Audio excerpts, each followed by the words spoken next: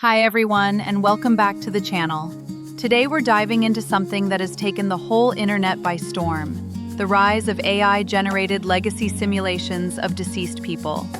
How could this affect genealogy? A few years ago, this all began quietly with MyHeritage's photo animation tool. Remember that? You'd upload an old family portrait, and suddenly your great-great-grandmother would blink or smile ever so slightly. The movements were very limited, and probably deliberately limited, but they were enough to feel strangely powerful. Not long after that, the next big leap made headlines: voice cloning from a few fragments of a person's speech. The current developments were even foreshadowed recently in a thriller novel by Harlan Coben and Reese Witherspoon. Without giving spoilers, the book treats this technology as experimental, even dangerous, a plot device that feels futuristic but close enough to be unsettling. But as usual, reality seems to be surging forward faster than fiction can keep up. And that brings us to Two-Way.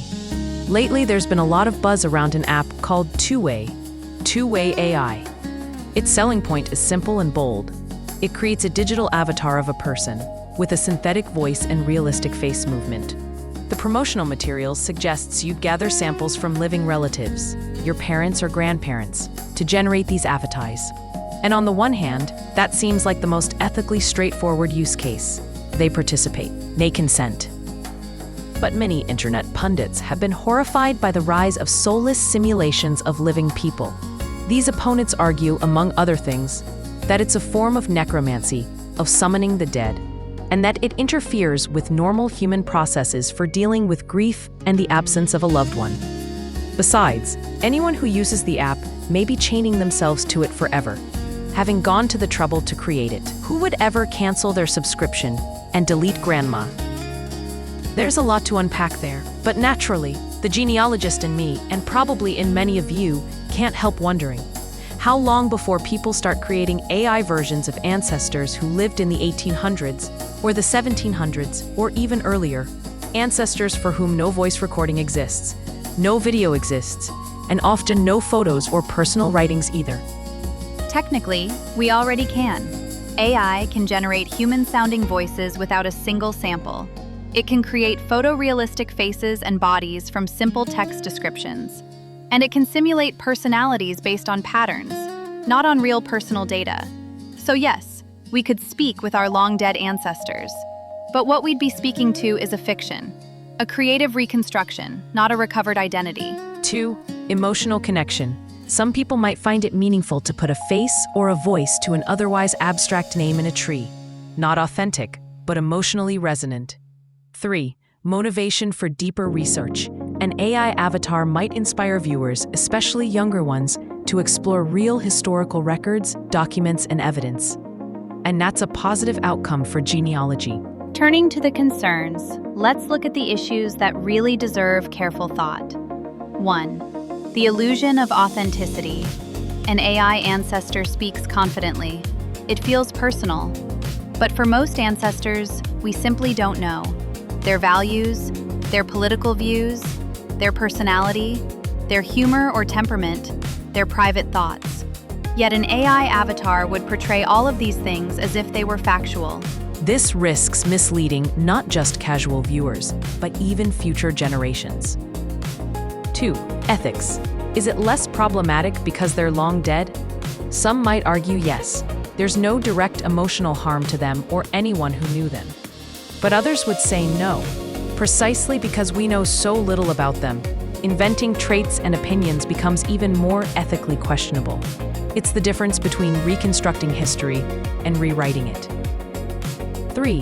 What about other descendants? Here's a tricky one. If you create an avatar of your ancestor that says they were loyal to one side of a war when they actually fought for the other, or that they held certain political stances with no evidence, or that they behaved heroically or shamefully in ways that can't be documented, do other descendants have a right to object? After all, that person is part of their family identity as well. Whose interpretation of an ancestor counts? And who gets to decide how their memory is?